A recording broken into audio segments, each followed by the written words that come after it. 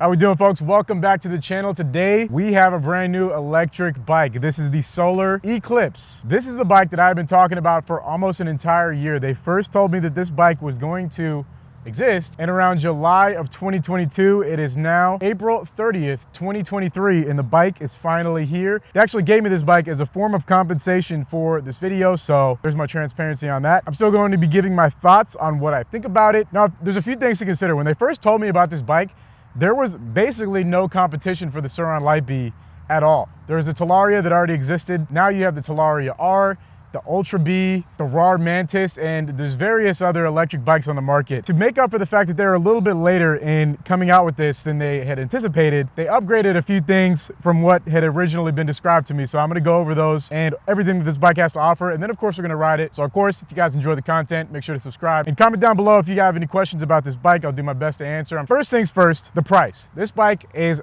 $5,999. That's pretty expensive, I know. I wasn't sure what the price would be all the way up until it was in my hands, and even until then, a few weeks ago. It is relatively expensive, considering I just bought a Serena Ultra B for $5,800. This bike needs to be pretty good in order to go up against something like that. But with that said, let's just get straight into the specs. So first off, the biggest thing, this bike comes stock with a 72 volt, 55 amp hour battery. Right now, in order to get a battery with those types of specs, you pretty much need to buy a Serena Ultra B, which is at MSRP $500 more than this bike if you're buying one from a United States distributor.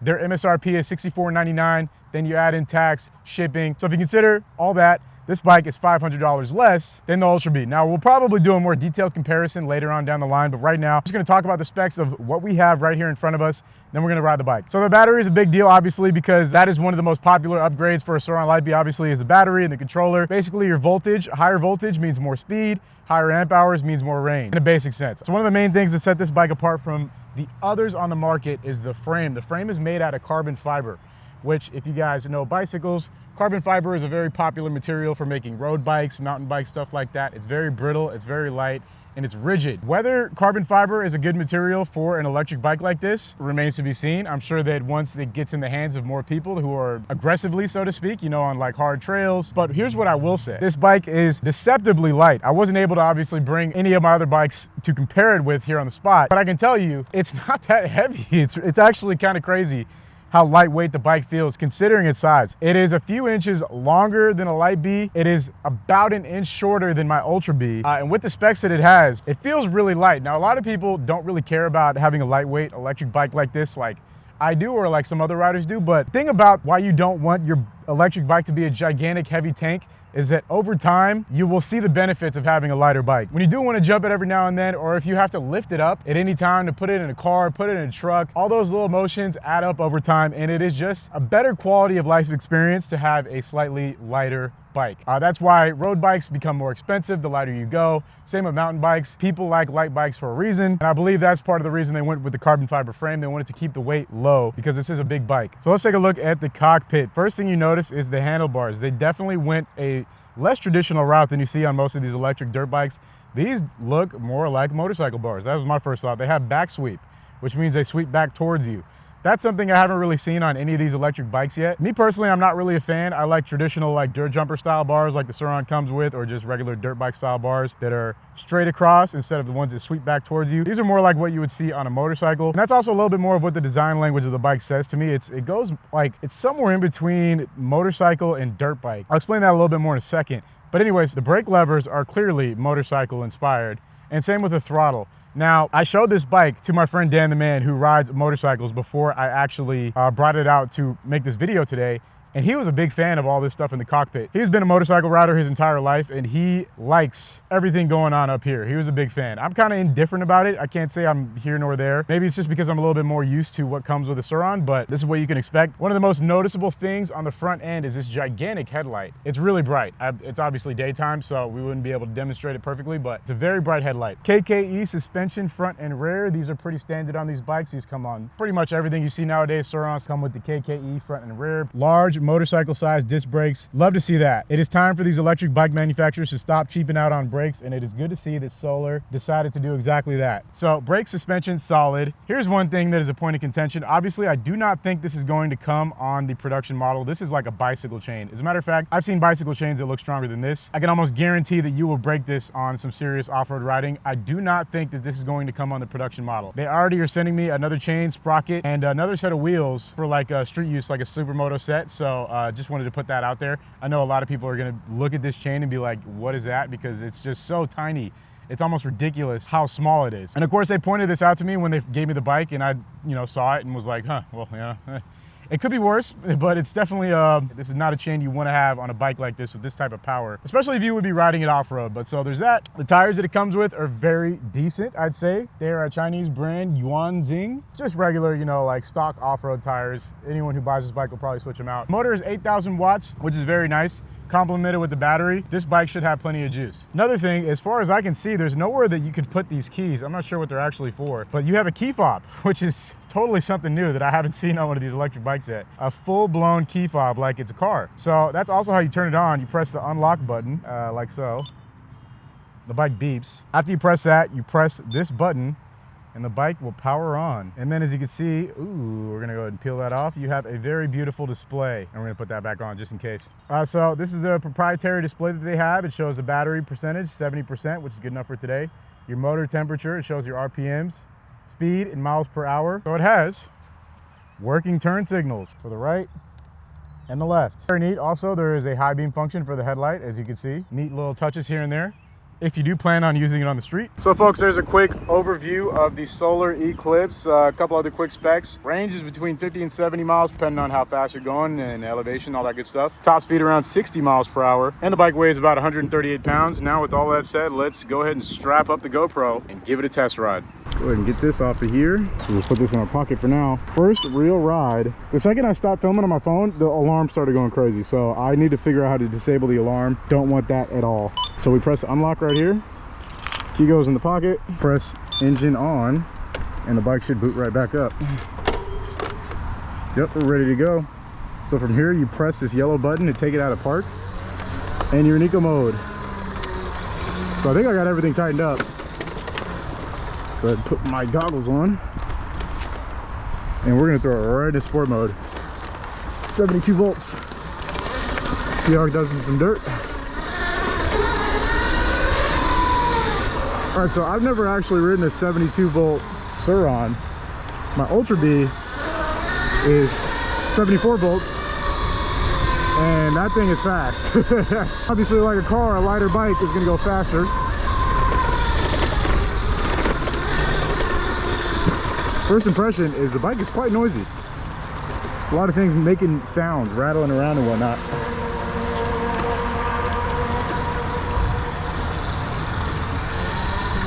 Let's get back in some mud and dirt. Wasn't trying to ride in too much mud because we got to throw this thing back in the car.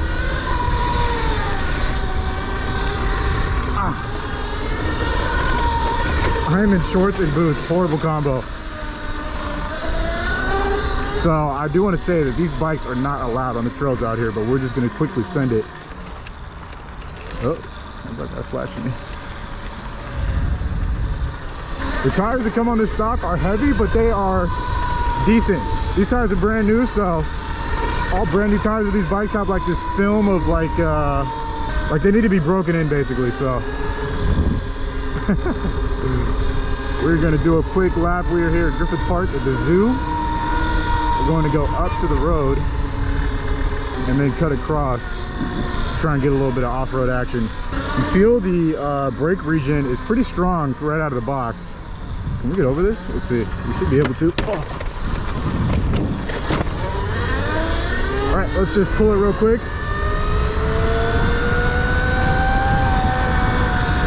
Take a quick 40. Test the brakes. These tires are not meant for the road, so the brakes work good, but the stopping power is not insanely good. You gotta remember, this bike, while it is light due to the carbon frame, it is still somewhat heavy.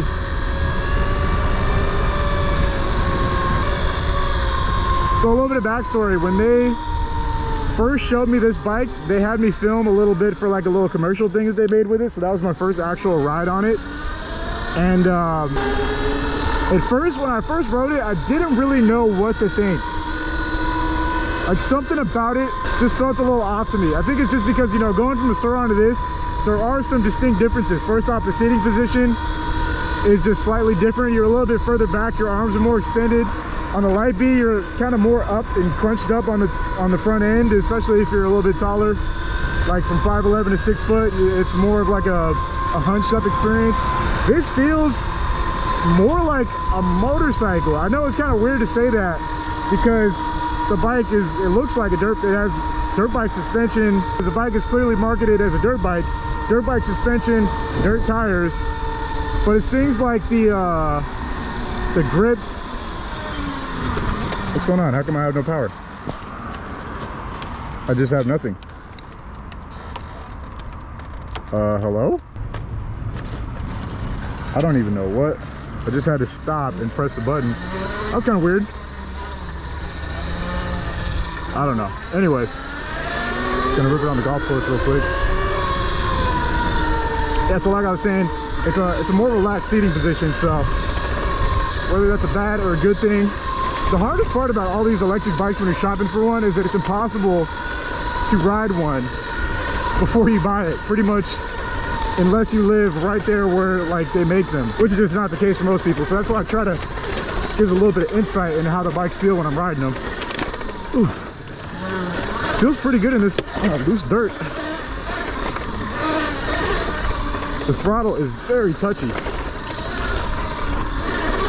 Trying to find that sweet spot where we can just feather it going up the hill, but doesn't seem to be one. Little lizard right there. Spring in full effect out here, folks. Wow, this is beautiful. We're gonna stop and take a picture real quick. Make sure you guys follow me on Instagram if you haven't already. By the time you see this will have been a week ago, but follow me there for more behind the scenes stuff. Anywho, wow, just taking in the scene. This is a beautiful little location we found. So some quick immediate thoughts. The seat is decently comfortable. I don't hate it. I don't necessarily love it, but it's good enough. I like that it's nice and long. You could throw someone on the back if you wanted to. It's making a lot of sounds.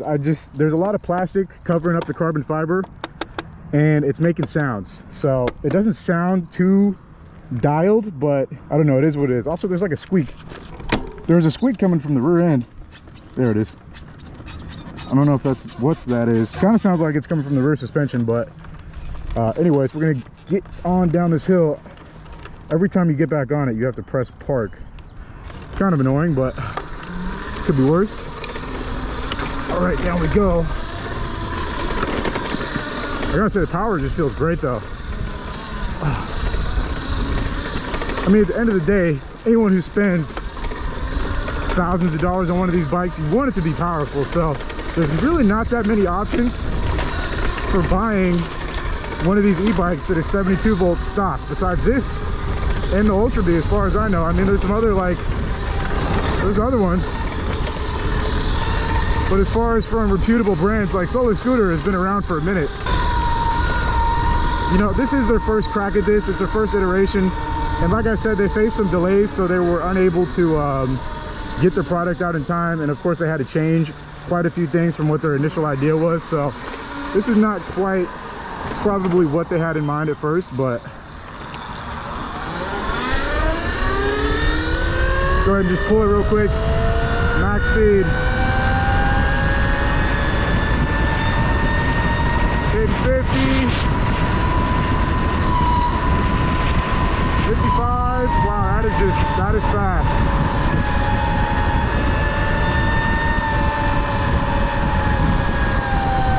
Yep, it's quick.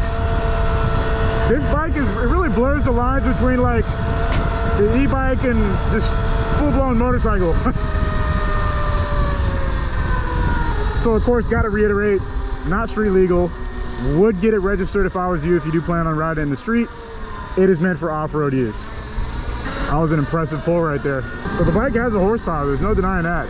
It goes quick. If you want something that just goes fast, I know that's a lot for a lot of people. It's not necessarily something I look for in one of these bikes, is just top speed, but this bike has it. Go ahead, turn around right here.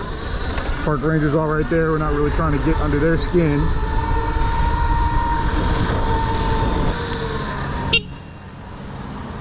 Accidentally bumped the horn right there. The horn is in a spot where you could easily accidentally press it. Just use a turn signal right there. That was cool. You know, it's nice to have that turn signal feature if you want it, so, you know, it's there. The brake regen is so strong.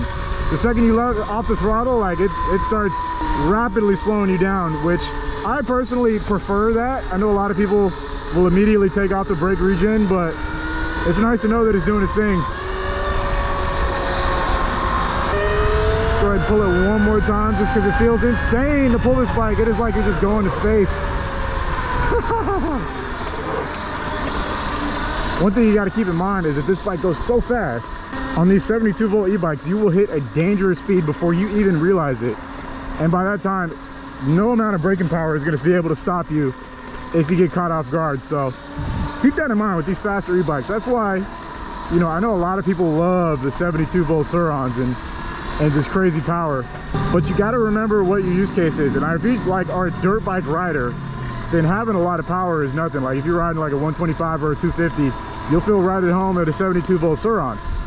But for someone who's like, if you just, you know, these bikes are not meant to be cross-shop with like an electric mountain bike. They're way more powerful in every way.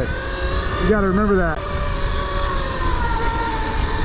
Like if you hesitate when you're turning left or right, you will not have time to make a decision, basically.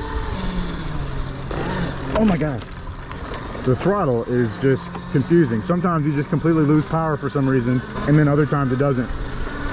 It just works. I don't know what's going on with that.